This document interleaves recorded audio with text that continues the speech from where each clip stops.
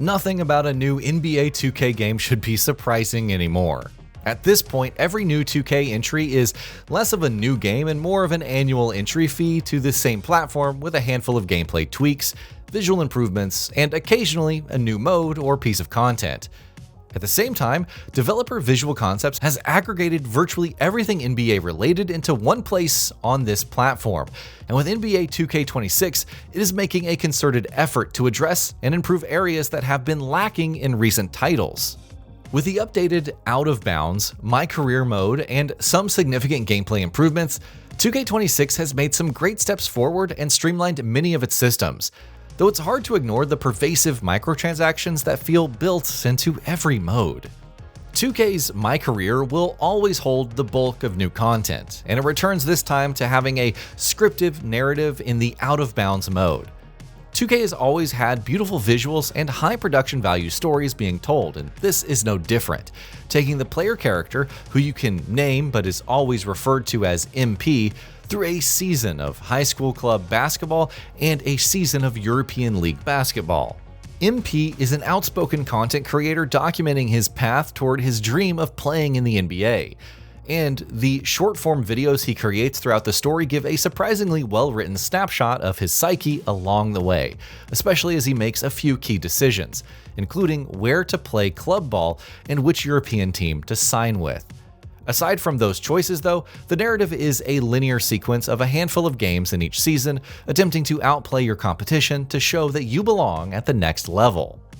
Where Out of Bounds excels, though, is in how it tries to weave the narrative and gameplay together between games with fully written and voiced cutscenes to show MP's life off the court in ways that make 2K26's MyCareer feel special and uniquely memorable for the first time in years. The narrative isn't groundbreaking, especially for a 2K story, but it more than ever links what's happening in the cutscenes to your goals, outcomes, and restrictions for each game. MP spends most of his time with his parents or agent trying to navigate life as an up-and-coming basketball and social media star. But it's a memorable, larger set of characters that include rival players, coaches, and media figures that make this story click. Rival players in particular frequently appear right before the game in which you face them, forcing you to frequently prioritize outplaying them over winning the game, and it culminates in a surprisingly genuine scene where you see each of your rivals at the European League All-Star game. At the same time, Out of Bounds often gets more right in theory than in execution. It frequently falls into the classic 2K trap of rushing the story to get to the next game as quickly as possible, which amplifies the inevitable narrative tension in MP chasing his dream that we all know he's going to achieve at the end. When he does achieve that though, it feels like he's earned it, and I've continued to play into his NBA career with the Wizards. It's very rewarding to see occasional follow-up cutscenes with his parents, agent, or documentary crew as he looks to become the GOAT. Plus, I'm looking forward to replaying the story with a new player build and a new MP to make different choices. NBA 2K26 cleverly builds its MyCareer into its online social platform with The Park. If you exit the arena for the MyCareer mode, you can take your MP and enter this year's version of The Park, which is more efficiently laid out than ever, giving you access to the casual courts, competitive online play, and a litany of branded cosmetic shops. There's virtually every type of basketball you could hope to play here, whether it's pickup, competitive, or professional, and I appreciate how much there is on offer for each type of playstyle. It further embraces the mindset of giving you as many modes and opportunities to play as possible, and allowing you to pick which ones you prefer, and it's often fun enough to just skateboard around the park for some idle people watching. Of course, the other major mode 2K has to offer each year is My Team, the card-collecting team builder, though the biggest change this year is the inclusion of current and former WNBA players.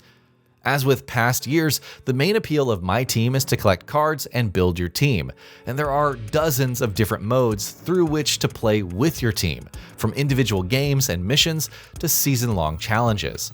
While that remains true, there are very little here that caters to anyone who isn't already interested in My Team from past years.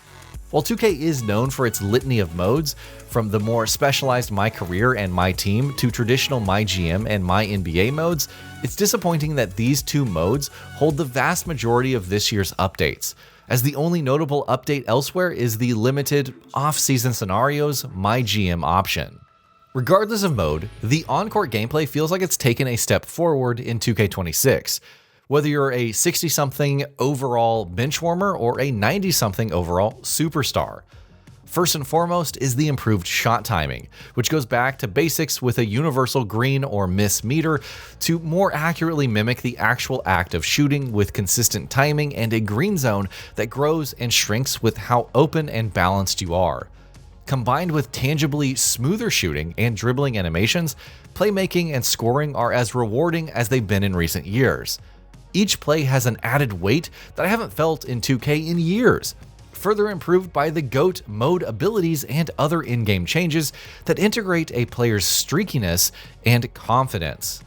Every player, whether in MyCareer, MyTeam, MyNBA, or the W, can be customized with individual cosmetic items, badges, and perks, and these can all make the possession-to-possession gameplay of 2K diversified and enjoyable, depending on their performance.